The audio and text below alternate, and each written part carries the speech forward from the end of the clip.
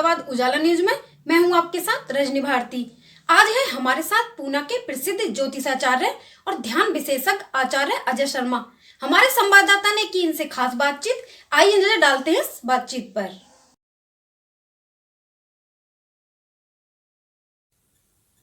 नमस्कार, मैं कुलदीप सिंह मुरादाबाद उजाला न्यूज़ से। हम आए हुए हैं पुणे के प्रसिद्ध आचार्य अजय शर्मा जी के पास। यह ज्योतिष आचार्य और ध्यान विशेषज्ञ दोनों हैं। आइए मिलते हैं इनसे और करते हैं बातचीत ध्यान के बारे में और ज्योतिष के बारे में। नमस्कार सर। जी नमस्कार। देखिए, ये दो विषय हैं जिन पर मैंने बहुत ही गहरे काम किया है। एक तो ज्योतिष और दूसरा ध्यान। पहले मैं बताना चाहूँगा ज्योतिष के बारे में। देखिए, ज्योतिष हमारे समाज में सबसे ज़्यादा निंदित विषय हो चुका है। उसकी वजह यह है कि ज्योतिष के साथ जुड़ा है भय, अंधविश्वास, वहम, कई तरह की शंकाएं। मेरा इस ज्योतिषी जो एक संसार है, ज्योतिष का एक जगत है, उसमें आने का जो मेरा एक मूल कारण ये है, मैं चाहता हूं कि ज्योतिष के साथ जुड़े हुए जो सारे वहम हैं, जो सारे भय हैं, उनको जड़ मूल से उखाड़ कर फेंक दूं और ज्योतिष को एक नई दृष्टि से लोग देख पाएं, वैज्ञानिक दृष्टि से देख पाएं। क्योंकि ये जो प्रयास है ये अब तक ज़्यादा किया नहीं गया। अगर इक्का दुक्का किया भी गया है तो उस पर लोगों ने ध्यान नहीं दिया, क्योंकि लोगों का जो सारा जो एक ध्यान ज्योतिष की तरफ होता है वो अपनी मांगे पूरी करवाने का होता है। और लोग चाहते हैं कि हम जो नहीं करना चाहते या फिर हम हमारे जीवन में जो भी समस्याएं हैं उनको दूर करने के लिए ज्योतिष आचार्य हमारा सहयोग दें, कुछ ऐसा ताबीज़ दे दें, कुछ मंत्र दे दें, कुछ ऐसी चीज़ें दे दें जिससे हमारे जो बिगड़े हुए काम है बन जाएं। अब तक ज्योतिष का इन्हीं चीज़ों के लिए इस्तेमाल होता रहा है। तो ज्योतिष में मैं सबसे पहली जो एक भ्रांति है लोगों में वो दूर करना चाहता हूं। वो भ्रांति है मांगलिक। मांगलिक होना हमारे समाज में एक अभिशाप की तरह देखा जाता है। जब किसी परिवार में कोई लड़की मांगलिक होती है तो उसके ब्याह में, उसकी शादी में कई तरह की दिक्कतें आती हैं, परेशानियां आती हैं। क्योंकि ये परेशानियां कहाँ से आई?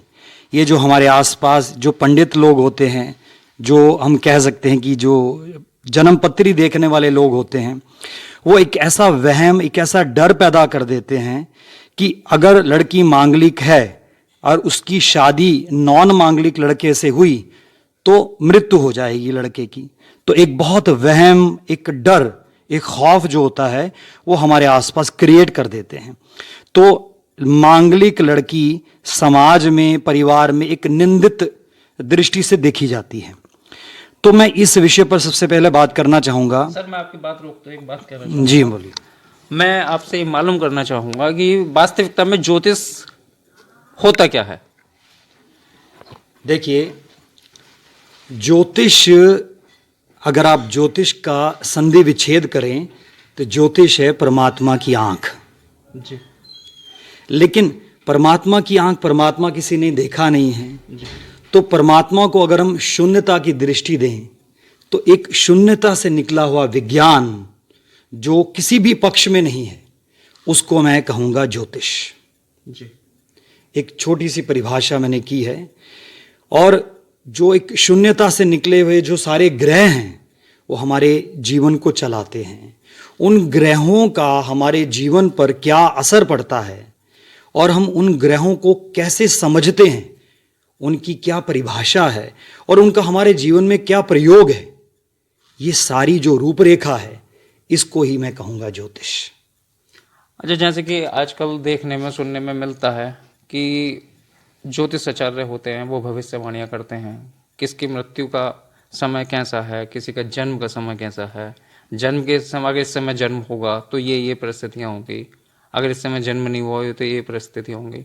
कुछ लोग हाथ की रेखाएं देख के बोलते हैं कि आपका भविष्य क्या है, आपके साथ ये होने वाला, वो होने वाला, और उस भविष्य को बदलने के लिए कुछ अमाउंट भी लेते हैं कि हम ऐसा करके इसे कर देंगे और ऐसा करके आपके साथ ये कर देंगे।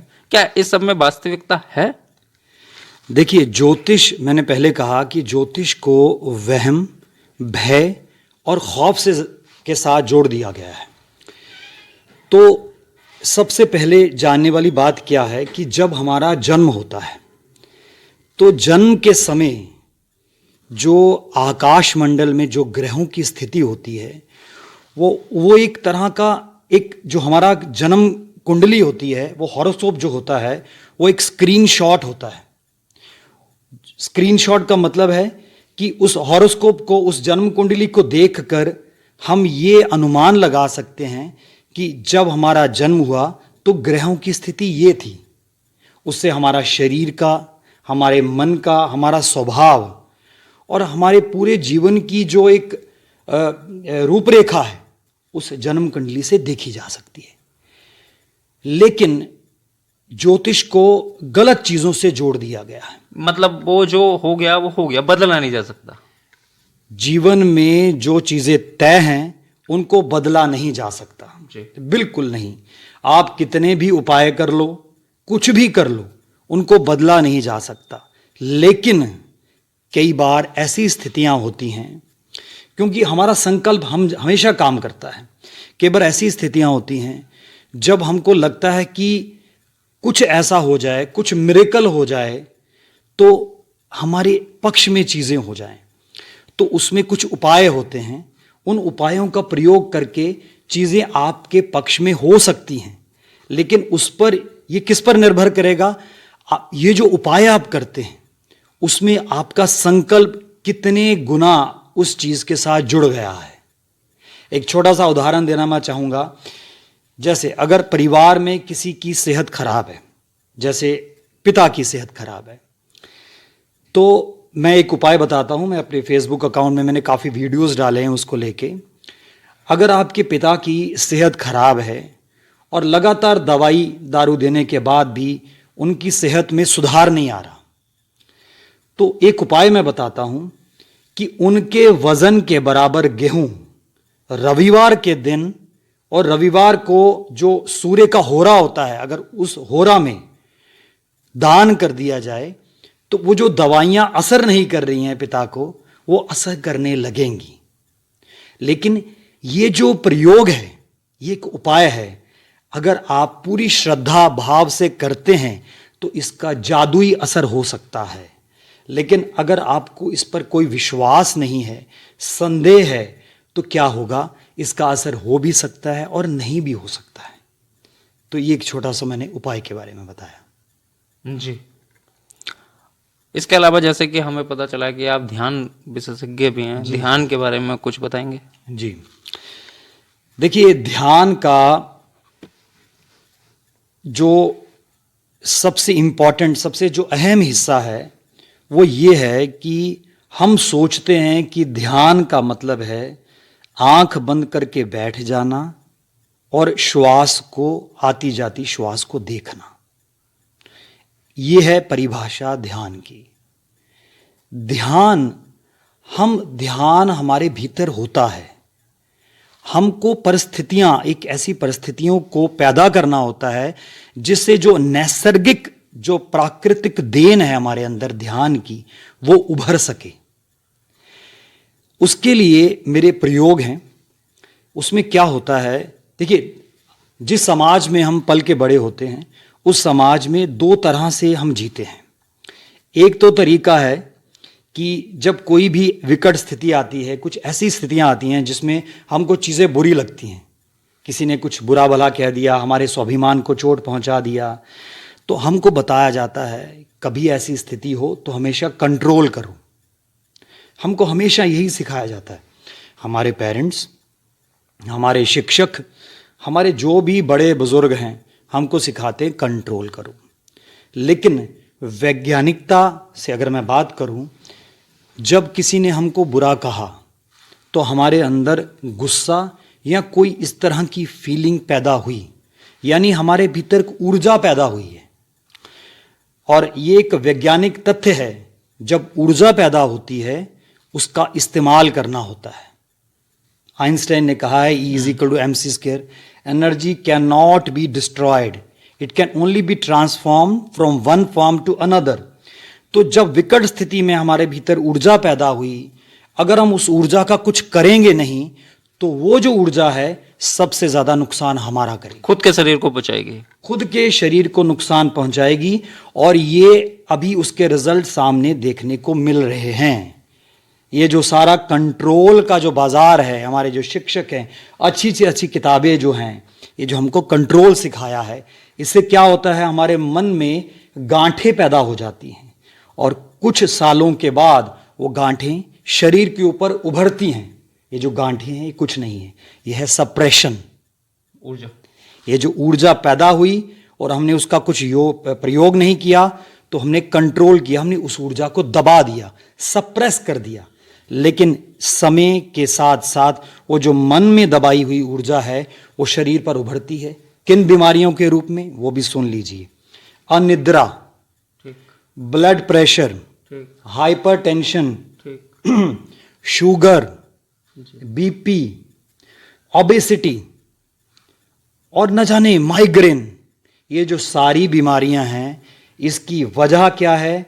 हमको सिखाया गया है जो ऊर्जा पैदा हुई है विकट स्थिति में उसको कंट्रोल करो, कंट्रोल करो, ठीक है, जबकि वो हमारे शरीर के लिए बहुत ही नुकसानदेह है। बहुत ही नुकसानदायक है। और उसका नुकसान आप चारों तरफ देख सकते हैं, बीमारियां बढ़ती जा रही हैं। पहले तो बुजुर्ग लोगों को बीमारियां होती थी, अब अधेड़ उम्र के लोगों को हैं। अब तो छोटे छोटे बच्चे, 15-16 साल के बच्चे हार्ट अटैक के मरीज हो रहे हैं। क्यों? क्योंकि इतना प्रेशर है, पढ़ाई का प्रेशर है और पेरेंट्स की तरफ से प्रेशर है, पढ़ाई करो, दबाओ अपने आप को, कंट्रोल करो। ये सारे जो प्रेशर हैं ये हमारे हार्ट के ऊपर हमारे जो नुकसान हैं वो सामने देखने को आ रहे हैं। तो एक ये वे है, इस वे से तो हम सब परिचित हैं, इस रास्ते से। दूसरा क्या है, जो कुछ लोग उसका प्रयोग कर लेते हैं कि भैया हम दबाएंगे नहीं, हम दूसरे के ऊपर फेंक देंगे। हालांकि ये भी नुकसानदायक है क्योंकि इससे रिलेशन खराब होते हैं। लेकिन मैं समझता हूं कि पहले से बेहतर है, क्योंकि पहले में तो हम बीमार हो जाते हैं, हम अपाहिज हो जाते हैं, लेकिन दूसरे में रिलेशन खराब होते हैं। मैं जिस थेरेपी, मेडिटेशन थेरेपी की बात कर रहा हूं, उसमें ना हमको दबाना है ना दूसरे पर निकालना है, हमको वैक्यूम में फेंकना है। वो तरीका बताएंगे सर संक्षिप्त में? जी बिल्कुल। उसमें क्या होता है, क्योंकि इसके प्रयोग हैं, इसमें 5 चरण होते हैं। पहले चरण में आपको श्वास लेनी होती है, अराजक श्वास में आपके भीतर ऊर्जा पैदा होती है। फिर उसके बाद दूसरा चरण जो है, उसमें मन में जो पड़ी हुई गांठें हैं, जो आपने कई सालों से सप्रेशन किया है, दबाया है, आपने रोना दबाया है, आपने हंसना दबाया है, आपने चीखना दबाया है, ये सब चीज़ें जो दबाई हैं आप उनको बाहर फेंकते हैं। किसी के ऊपर नहीं फेंकते, अपने ऊपर दबाते नहीं, वैक्यूम में फेंकते हैं। कैसे? हवा में आप चीखते चिल्लाते हैं।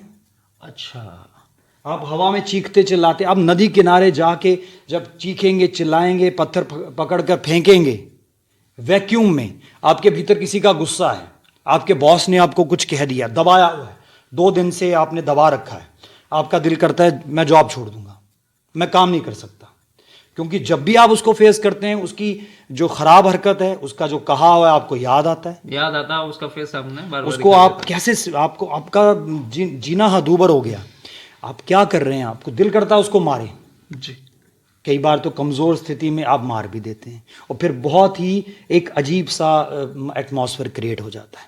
तो मैं कहता हूं कि वो जो दबाया हुआ है उसको आप बाहर फेंकें, नदी किनारे चले जाएं, अपने बॉस के ऊपर, जिसके ऊपर भी गुस्सा है, हवा में लात घूंसे मारें, चीखे चिल्लाएं, सारा गुस्सा बाहर निकाल दें और शांत भाव से आएं। एक छोटा सा मैं उदाहरण देना चाहूंगा। हेलो, हाँ भेज दो।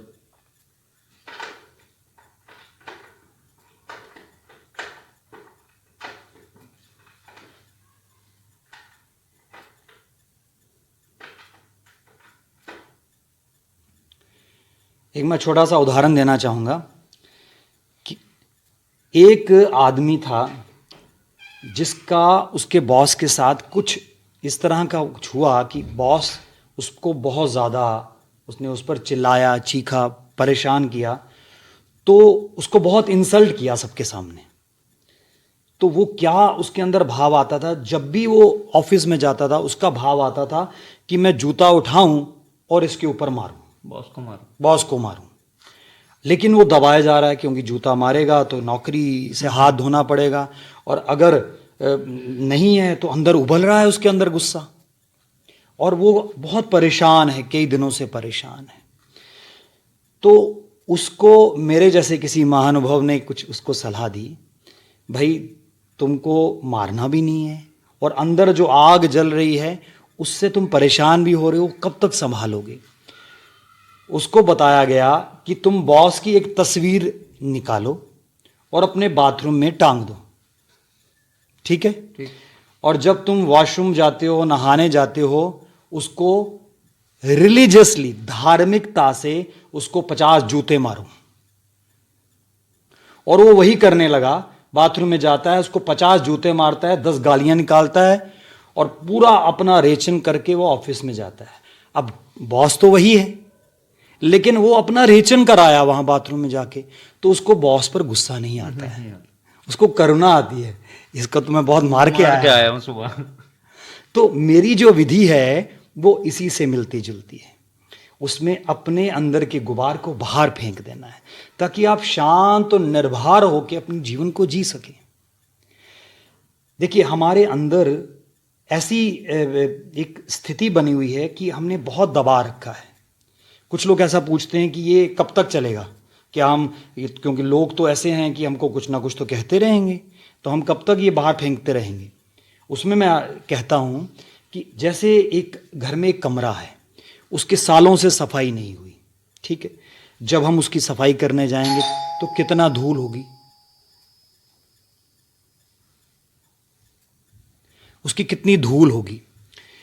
तो लेकिन अगर हम उसकी धीरे धीरे सफाई करते जाएंगे और उस कमरे को एकदम चमका देंगे, तो क्या होगा जी। वो कमरा इतना साफ हो जाएगा तो उसको हम गंदा ही नहीं होने देंगे। तो जब हमारे भीतर बहुत सफाई हो जाती है तो हम बड़े सचेत हो जाते हैं। हमको इस चीज़ का पता ही नहीं है कि हमारे आसपास कितना तनाव है, हम तनाव में ही जीते हैं। आप टीवी खोल के देखते हैं, 10 सेकंड में जो एक ऐड देखते हैं हम, उसमें पता नहीं कितने फ्रेम बदले हुए हैं। और वो जो हम 10 सेकंड के ऐड देखते हैं या जो भी प्रोग्राम देखते हैं, इतनी शॉर्ट एडिटिंग हो रखी है, और उसको हम देखते हैं, हमारी आंखें लगातार ब्लिंक करती हैं। आंखें जिसकी जितनी ज़्यादा ब्लिंक करती है वो उतने ज़्यादा तनाव में है। अच्छा। एक छोटी सी बात, जिसकी आंखें जितनी शांत हैं, जितनी रिलैक्स हैं, वो उतना तनाव में कम है। ये पहचान है। बिल्कुल, ये पहचान है। तो इस तनाव से कैसे बाहर आया जाए, ये जो विधियां हैं, ये जो प्रयोग हैं, मेरे और भी कई तरह के प्रयोग हैं जिसमें जिब्रिश का इस्तेमाल होता है। एक ऐसी भाषा का इस्तेमाल जिससे आप परिचित नहीं हैं, उसकी भाषा का वो इस्तेमाल करके आप अंदर भाषा का प्रयोग करके, जो कोई सुने ना समझे ना। हाँ, जैसे अभी आपको तमिल बोलनी पड़े या चाइनीज़ बोलनी पड़े, तो आप कैसे बोलेंगी? चाइनीज़ जैसे बोलनी पड़े, चिंग चिंग चंग बोलेंगे जी। लेकिन ये देखने में, सुनने में तो बड़ा मजाकिया लगता है, लेकिन जादुई असर होता है इससे। आप कुछ देर वो भाषा का इस्तेमाल करें जिस भाषा से आप परिचित नहीं हैं, तो ब्रेन का विचारों से कनेक्शन टूट जाता है। अच्छा। और आपके अंदर वैक्यूम बनता है, वो भाषा के थ्रू बाहर निकलता है, उस भाषा के जरिए बाहर निकलता है। और वो जो वैक्यूम है वो है शांति, वो है तनाव रहितता, वो है रिलैक्सेशन। तो जैसे मैं अभी आपको 1 मिनट करके बताता हूँ, जैसे ये एक जिब्रिश का प्रयोग है, देखने में बड़ी अजीब लगेगी, लेकिन अगर आप 10 मिनट कर लें ये रोज, तो आपने अपने भीतर का स्नान कर लिया। सब बाहर का स्नान तो हमको सब सिखाते हैं करना, लेकिन भीतर का स्नान कोई नहीं सिखाता।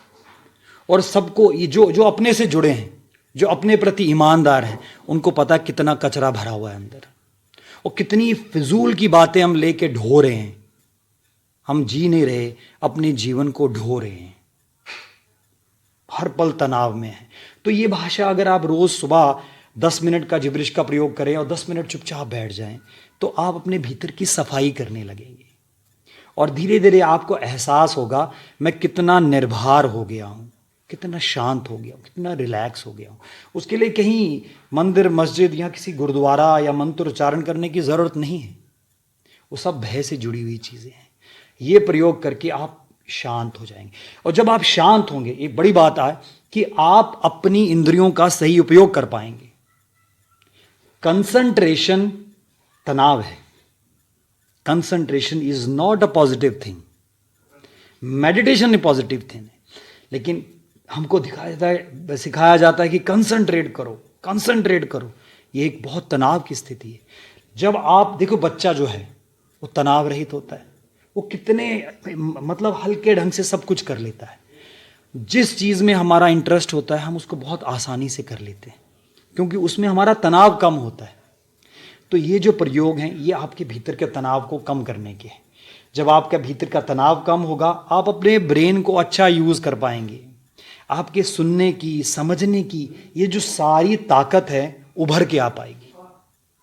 परमात्मा ने आपको जो पोटेंशियल दिया है उसका आप भरपूर प्रयोग कर पाएंगे। जी सर, समय की कमी होने के कारण ज़्यादा हम आपसे बातचीत तो नहीं कर पाएंगे, लेकिन आप मुरादाबाद उजाला के माध्यम से अपने दर्शकों को कोई सूचना देना चाहें या फिर संदेश देना चाहें तो बताइए।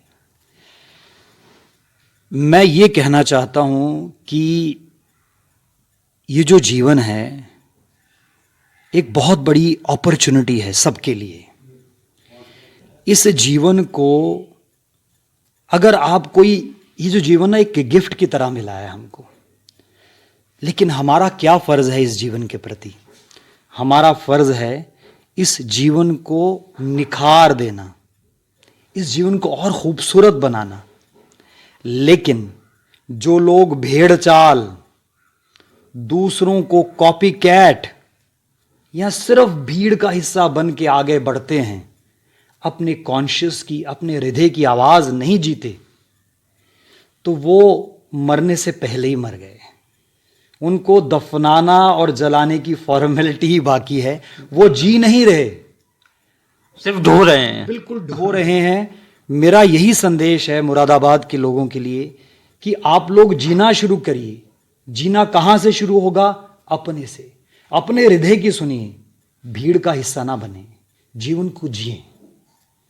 किसी डर, वहम, इन सब चीज़ों को हटा दें, जीवन को निर्भर होके जिए, अपने आप को खिलाएं और अच्छी तरह भरपूर जिए, भीड़ का हिस्सा ना बने।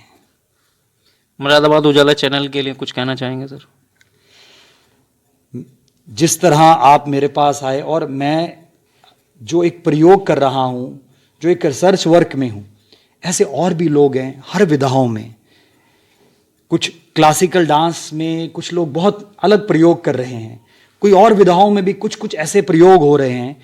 तो मैं चाहता हूँ कि आप उन लोगों के पास जाएं, ताकि खालिस सोना जो है, खालिस प्योरिटी है, ये लोगों तक पहुँचे। लोग आप लोगों को सराहें और आप लोगों को दुआएं दें कि आप हमारे पास ऐसी चीज़ें लेके आ रहे हैं जो रेयरली अवेलेबल है। यही आपके लिए संदेश है। धन्यवाद सर। शुक्रिया।